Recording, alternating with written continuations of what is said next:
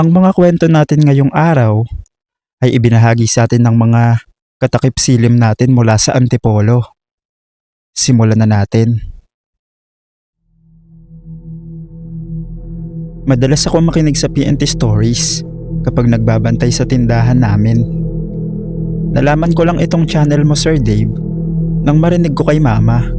At dahil may karanasan din ako sa mga kababalaghan, ibabahagi ko din itong kwento ko at sana po mapili. Tawagin niyo na lang ako sa pangalang Lena at nangyari ang karanasang ito dito sa amin sa Antipolo. Hanggang ngayon, kapag naaalala ko ang gabing yun, hindi ko maiwasang balikan ang tunog na narinig ko, ang tunog ng sabay-sabay na yabag sa gitna ng gabi. May maliit kaming sari-sari store sa harap ng bahay namin. Nasa gilid lang ito ng kalsada. At sa gabi, medyo tahimik na ang lugar dahil kaunti lang ang dumadaan na tao o sasakyan. Isang gabi bandang 10:00, napansin kong halos nakapikit na si Mama habang nakaupo sa monoblock chair sa loob ng tindahan. Buong araw kasi siyang nagbantay. "Anak, ikaw muna magbantay. Inaantok na talaga ako." "Sige ma, ako na muna." Pero bago pa siya pumasok ng bahay, may sinabi siya sa akin. "Hintayin mo muna si Papa mo bago mo isara ang tindahan ha. Baka maya-maya nandyan na yun." "Okay po," sagot ko. Pumasok na si Mama sa bahay at ako na lang ang naiwan sa tindahan. Nakaupo ako sa may kahoy na bangko habang nakatingin sa madilim na kalsada. Paminsan-minsan lang may dumadaan na motor o tricycle. Lumipas ang ilang minuto, napatingin ako sa orasan na nakasabit sa dingding ng tindahan. 11:00 na ng gabi. Habang nagbabantay ako, may napansin akong kakaibang tunog mula sa may labas ng kalsada. Sa una, mahina lang. Parang sabay-sabay na yabag ng mga paa. Tapos napakamot ako. Parang may grupo ng mga taong nagmamarcha. Unti-unting lumakas ang tunog. Parang eksaktong sabay-sabay ang mga hakbang. Napaisip ako, anong meron? Hindi naman military camp ang lugar namin sa Antipolo at lalong hindi naman normal na may mga sundalong nagmamarcha sa kalsada ng 11:00 ng gabi. Dahil sa kuryosidad, tumayo ako at sumilip sa labas ng tindahan. Sa ilalim ng ilaw ng poste sa kalsada, may nakita akong grupo ng mga sundalo. Naka-uniform sila na parang lumang estilo. Hindi katulad ng mga modernong sundalo na nakikita ko sa TV. Parang galing pa sa lumang panahon ang mga suot nila. Sabay-sabay silang nagmamarcha sa gitna ng kalsada. Walang nagsasalita. Tanging tunog lang ng kanilang mga hakbang ang maririnig. Nagtaka ko lalo. Bakit may sundalong ganito ang itsura? Nagtataka kong tanong sa sarili ko. Habang tinitignan ko sila, may kakaibang pakiramdam na parang gumapang sa katawan ko. May mali. May sobrang mali sa nakikita ko. Kaya tinutukan ko ng tingin ang kanilang mga paa habang nagmamarcha sila papalapit sa ilaw ng poste. At doon, bigla akong nanlamig dahil nang makita ko ng malinaw ang kanilang mga paa, walang sumasayad sa lupa. Para silang lumulutang habang nagmamarcha. Ang mga bota nila ay ilang pulgada ang taas mula sa kalsada, pero ang tunog ng kanilang hakbang malinaw na malinaw pa rin.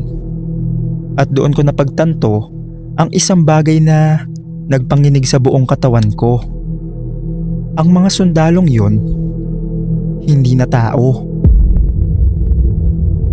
Parang mga kaluluwang galing sa panahon ng World War II na nagmamarcha pa rin hanggang ngayon. Sa sobrang takot ko, bigla akong napaatras mula sa pintuan ng tindahan. Hindi ko na hinintay pa na makalapit pa sila.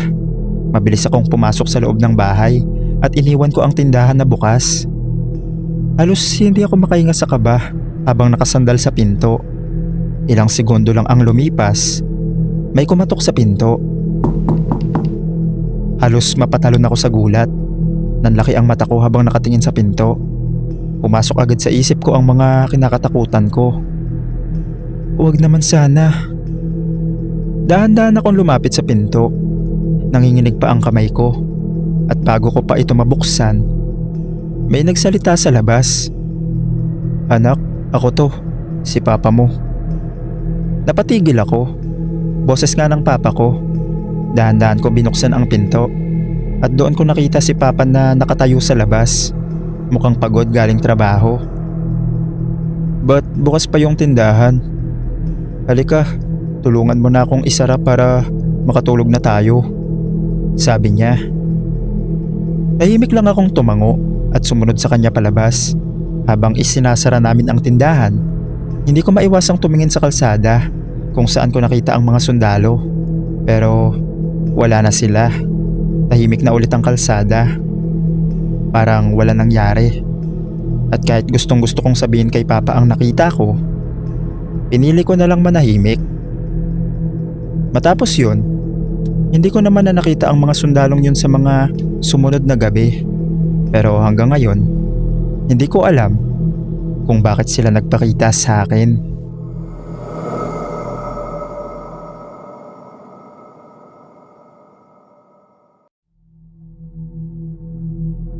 Hello sa mga nakikinig sa PNT Stories. Ako si Alo, isang motovlogger na mahilig maghanap ng mga kakaibang lugar para sa content. Madalas akong mag-ride papunta sa mga bundok, liblib na kalsada at mga lugar na hindi pa masyadong kilala ng mga tao. Isang araw, may nag-message sa akin na subscriber. Kuya Alo, may tagong falls daw malapit sa Boso-Boso sa Antipolo. Konti lang ang nakakaalam doon. Agad ako na-curious. Mahilig talaga ako sa mga hidden spot, lalo na yung hindi pa masyadong napupuntahan ng ibang vloggers. Magandang content yon para sa channel ko.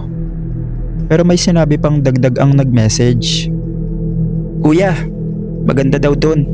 Pero sabi ng matatanda sa lugar, huwag daw pupunta kapag mag-isa at huwag daw manggugulo sa paligid. Napangiti lang ako sa nabasa kong yun. Sa isip ko, baka pananakot lang yun ng mga lokal para hindi dumami ang pumupunta sa falls. Kinabukasan, maaga ako nag-prepare. Bitbit ko ang GoPro, helmet at ang motor ko. Plano kong gumawa ng vlog tungkol sa paghahanap sa tagong falls na yon. Bandang hapon, nagsimula na akong bumiyahe papuntang Antipolo. Paakyat na ako sa mga kurbadang kalsada habang kinakausap ko ang camera. So yun na nga guys, may pupuntahan tayong secret spot ngayon. Sabi nila, may hidden falls daw na malapit sa Boso-Boso. Tignan natin kung legit ba. Sabi ko sa intro ko sa vlog. Habang papasok ako sa makitid at liblib na daan, napansin kong unti-unting nawawala ang mga bahay. Napapalitan sila ng mga puno at masukal na damuhan. May ilang pagkakataon na kailangan kong bumagal dahil lubak na ang daan. Maya-maya, may nakita kong matandang lalaki na nakaupo sa gilid ng kalsada. Parang nagbabantay lang siya sa lugar. Huminto ako sandali para magtanong. Boss, may falls daw dito sa bandang loob? Tanong ko. Tumingin siya sa akin. Meron, pero hindi lahat dapat pinupuntahan doon. Bakit po? Tumingin siya sa paligid ng bundok bago muling nagsalita. May mga bawal gawin doon. Huwag kang sisigaw, huwag kang magtatapon ng kahit ano, at huwag kang gagawa ng kalokohan. Tumawa lang ako. Shooting lang po ng vlog, boss. Hindi siya ngumiti. Sa halip, seryoso niyang sinabi, kung may marinig kang kakaiba, umalis ka agad. Hindi ko na masyadong pinansin yun. Nagpasalamat ako at nagpatuloy sa pagmamaneho papasok sa mas makitid na trail. Habang papalalim ako sa bundok, napansin kong sobrang tahimik ng lugar. Wala akong makasalubong na motor. Wala ring ibang tao na galing doon. Yung naririnig ko lang, yung motor ko at mga ibon sa paligid. Maya-maya, dumating ako sa isang maliit na parang trail papasok sa gubat. Iniwan ko ang motor ko sa gilid at naglakad papasok habang hawak ang kamera. Pagkalipas ng ilang minutong paglalakad, narinig ko na ang tunog ng tubig na bumabagsak. At nang makarating ako sa dulo ng trail, nandun nga ang isang tagong falls. Malinis ang tubig, napapalibutan ng mga malalaking bato at matataas na puno. Sa kamera ko, nagsimula akong magsalita. "Guys, grabe! Legit nga yung falls. Sobrang ganda ng lugar." Pero habang nagsisetup ako, bigla kong naalala ang sinabi ng matandang lalaki. May mga bawal gawin doon. Napangiti lang ako. Sa isip ko, walang masama kung mag-vlog lang naman. Pagkatapos kong mag-set up, nagsimula akong lumapit sa falls. Pinakita ko sa vlog ang paligid, ang mga bato at ang malinaw na tubig na dumadaloy. Excited ako, parang jackpot talaga ang motovlogging content. Pero habang nakatuon ako sa camera, may napansin akong kakaibang tunog sa paligid. Una, mahina lang, parang hakbang sa damuhan. Pero habang tumatagal, mas lumalaki at mas maraming tunog. "May tao ba dyan?" tanong ko. Pero wala sumagot. Biglang naramdaman kong may humipo sa balikat ko. Napalingon ako, pero wala namang tao. Kinabahan ako. Nagpatuloy ako sa paglalakad sa tabi ng falls para kuhaan ng footage. Ngunit biglang may mga anino na lumulutang sa paligid, parang mga nilalang na itim ang suot. Mabilis at halos hindi makita sa unang tingin. "Ano ba to?" bulong ko habang nanginginig ang boses ko. Isang malakas na huni mula sa puno ang narinig ko, parang sigaw ng babae. Bigla ko napalingon at nakita ko ang isang nilalang na may matandang muka at mahabang buhok. Nakatayo sa ibabaw ng bato, nakatingin sa akin. Napahinto ako. Hinilabutan na ako ng sobra. Halos hindi ko na magalaw ang kamay ko. Ang tubig sa falls na kanina ay kalmado, biglang nag-alon ng walang dahilan. Ang mga bato sa paligid ay parang may sariling buhay, parang gumagalaw sa ilalim ng tubig. At doon, naalala ko ang sinabi ng matanda sa kalsada. "Kung may marinig kang kakaiba, umalis ka na." Dali-dali akong umalis sa falls. Iniwan ko na ang camera ko at tripod sa tabi. Wala na akong pakialam doon. Ang gusto ko lang, makaalis. Habang tumatakbo ko pabalik sa trail, nararamdaman ko ang mga anino sa paligid. Parang sinusundan ako. Pero sa bawat lingon ko, wala naman. Pagdating ko sa motor ko, agad ako sumakay. Ngunit bago pa bumukas ang makina, may nakita kong maliliit na nilalang sa gilid ng trail. Nakatayo at nakatingin sa akin. Para silang mga laman lupa. May mga mata na nagdidilaw. Biglang napalunok ako at hinubad ang helmet ko. Tinignan ko ang paligid. Wala na sila. Habang papunta na ako sa kalsada, hindi ko maiwasang isipin ang lahat ng nakita ko. Ang falls, ang tubig, ang mga anino, at lalo na ang pakiramdam na hindi ako nag-iisa. Pagdating ko sa bahay, binura ko agad ang mga footage na nakunan ko sa kabilang camera ko. Hindi ko na rin sinama sa vlog. Hindi ko alam kung anong klaseng nilalang ang naroon. Pero mula noon, hindi na ako bumalik sa Tagong Falls na yon. Hindi ko na rin pinuntahan ng mga lugar na hindi masyadong matao. Matapos yun, tumigil na rin ako sa pagko-content. Pero hanggang ngayon, hindi ko pa rin makalimutan ng mga naranasan ko doon.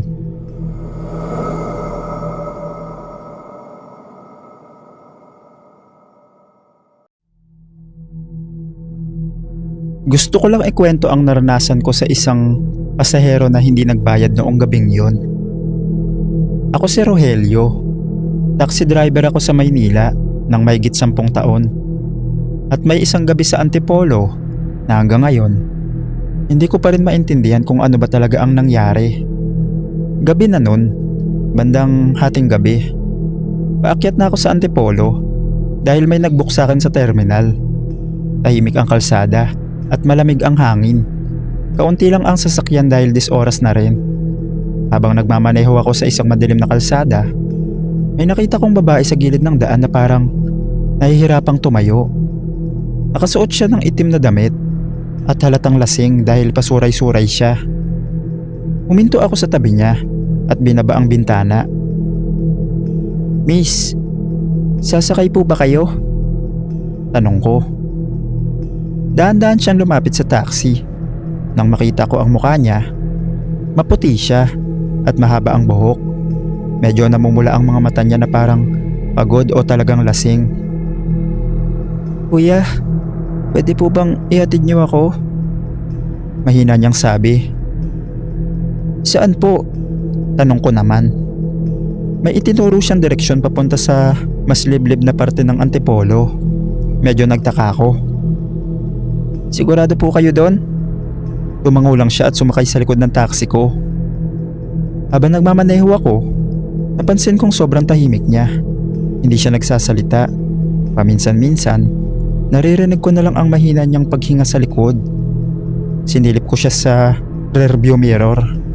Nakatitig lang siya sa labas ng bintana habang dumadaan kami sa madilim na bahagi ng kalsada na puro puno at halos walang bahay.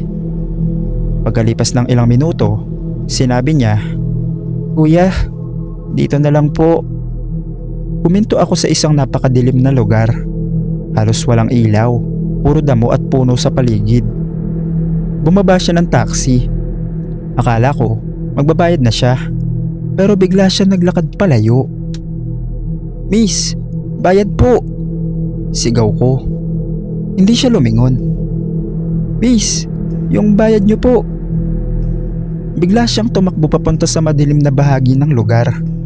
Nainis ako. Ay, grabe naman to. Agad akong bumaba ng taxi para habulin siya.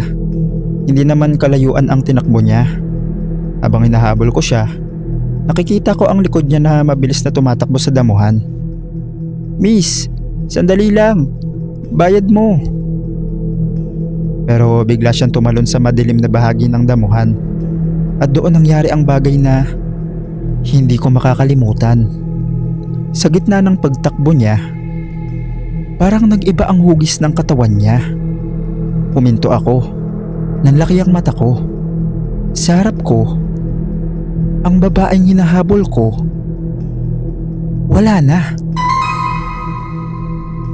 Sa halip, may isang pusang tumatakbo sa parehong direksyon. Napaatras ako. Hindi maaari. Sigurado akong babae ang hinahabol ko kanina. Pero ngayon, pusa na ang tumatakbo sa harap ko. Bigla itong napahinto.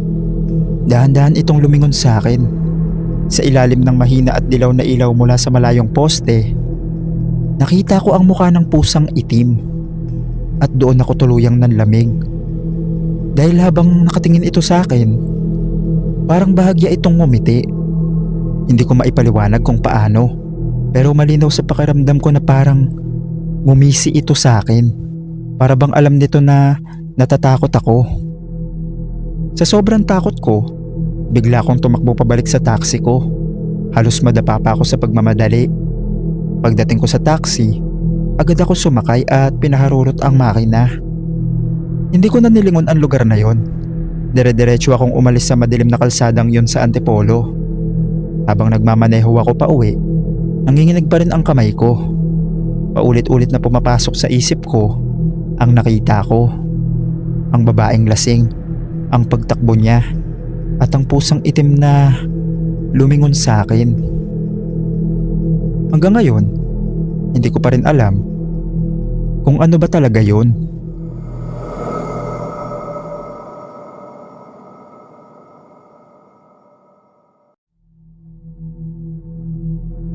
Itago nyo na lang ako sa pangalang Tonyo.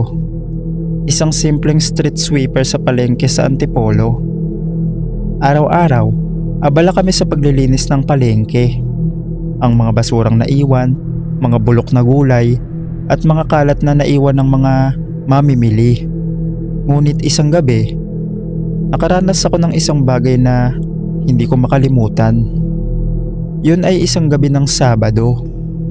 Bandang 11:00 ng gabi, madami kasing natirang kalat sa palengke at kailangan kong mag-overtime para matapos ang trabaho. Halos wala ng tao. Tanging ilaw lang mula sa poste ang nagbibigay ng liwanag sa lugar. Habang nagwawalis ako sa tabi ng mga tindahan, napansin kong sobrang tahimik na ang palengke. Hindi ko naririnig ang mga aso sa kalsada at parang tumigil na rin ang huni ng mga sasakyan.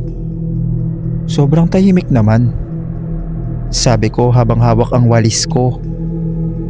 Biglang may narinig akong tunog ng yabag sa kabilang dulo ng palengke. Dahan-dahan akong tumingin, ngunit walang tao. Napaisip ako.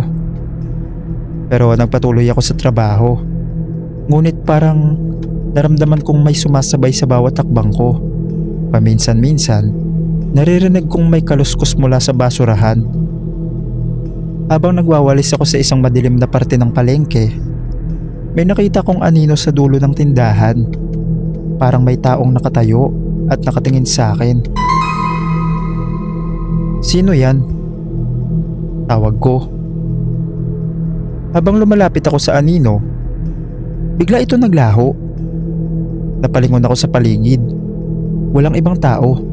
Ngunit pakiramdam ko, parang may mga mata na nakatingin sa akin mula sa dilim. Habang nagpapatuloy ako sa pagwawalis, naramdaman kong parang may dumaan sa likod ko. Lumingon ako agad, pero walang tao. Sa isang iglap, narinig ko ang malakas na tunog ng hangin at ang mga ilaw sa paligid ay parang humihina. Halos hindi ko makita ang paligid. Sa takot, dali-dali akong lumabas sa palengke. Ngunit habang lumalabas ako, may nakita kong kaluluwa na lumulutang sa gilid ng isang tindahan. Dahil sa takot, tumakbo na ako nun. Hindi ko na yun pinansin. At nang makalabas ako, dumiretso na akong umuwi sa bahay namin. Kinabukasan, nagtrabaho pa rin naman ako sa palengkeng yun. Pero hindi na ako nag-overtime.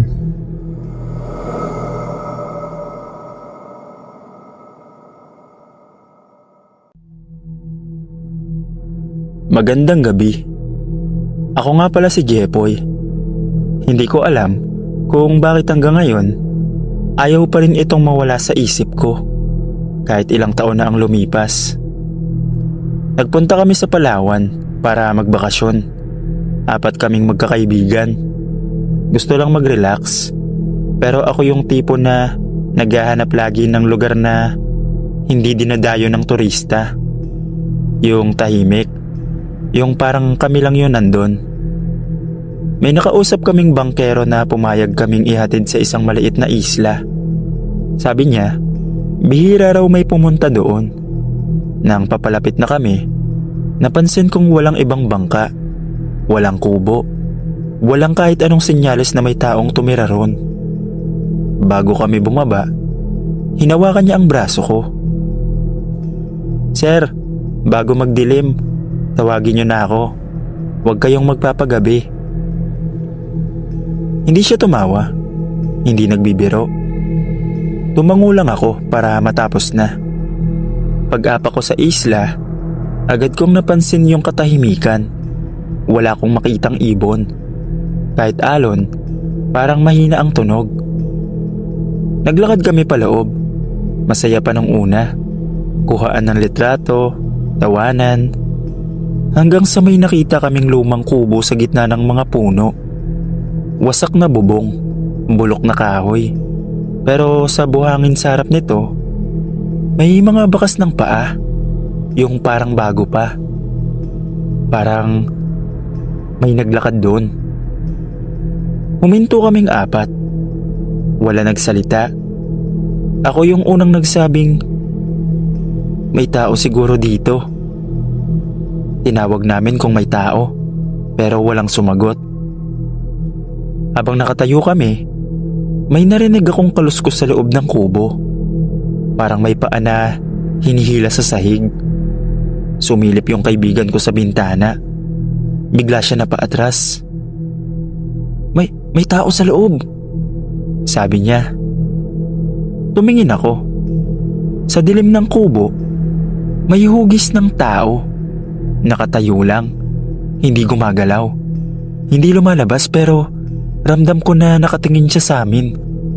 Kahit hindi ko makita ang mukha niya. At doon nagbago ang pakiramdam ng hangin. Biglang bumigat, parang may pressure sa tenga ko. Parang lumalalim yung katahimikan. Yung isa kong kaibigan, nagsabi ng umalis na daw kami. Walang tumutol. Habang naglalakad kami pabalik sa dalampasigan, naririnig ko yung yabag sa likod ko. Huminto kami. Huminto rin yung yabag. Paglingon ko, walang tao. Pero may bakas ng paa sa buhangin sa likod namin. Papalapit. Lumalalim habang tumatagal. Parang may mabigat na bagay na sumusunod. Doon na kami tumakbo. Pagdating namin sa dalampasigan, wala pa yung bangka. Malayo pa sa dagat. Sumigaw kami, kumaway. Nanginginig na ako. Ramdam ko na may nakatayo sa likod ko kahit ayokong lumingon. Sa likod ng mga puno, may mga anino. Hindi lang isa kundi sobrang dami.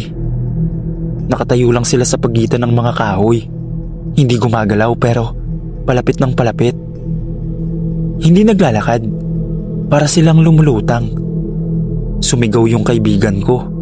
At doon namin nakitang parating na yung bangka. Tumalon kami agad. Halos itulak namin ang isa't isa. Makasakay lang. At nang makasakay na kami sa bangka, habang papalayo kami, tumingin ako sa isla. Nakatayo sila sa dalampasigan. Nakahanay. Nakatingin sa amin. At sa gitna nila, yung hugis ng tao mula sa kubo. Mas malinaw na pero wala itong muka. Parang guwang na anino na hinulma lang na parang tao. Pagdating namin sa resort, tinanong namin yung bangkero tungkol sa isla. Ayaw niya magsalita nung una pero nung pilitin namin, sinabi niya na matagal na raw walang pumupunta doon. May pamilya raw na tumira doon dati. Lahat sila nawala tapos hindi na nakita. Simula noon, may mga mangingisdang nagsasabing may mga taong nakatayo raw sa isla tuwing dapit hapon. Nakatingin lang sa dagat para naghihintay. Kami naman, hindi na bumalik doon.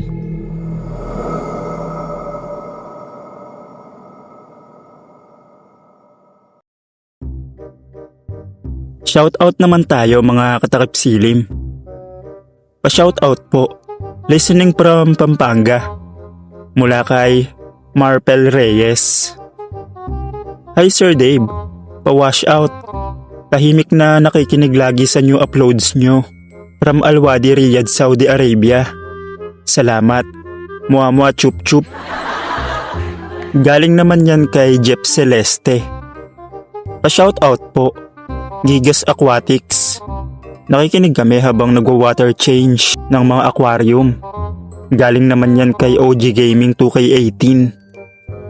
Pa-shoutout po kay Mike at Malu Bautista. Pati sila, nakikinig na din sa'yo. Salamat po. God bless. Galing naman yan kay Mary Jane Bautista. Pabati po. Maraming salamat. Galing yan kay Louie Legaspi.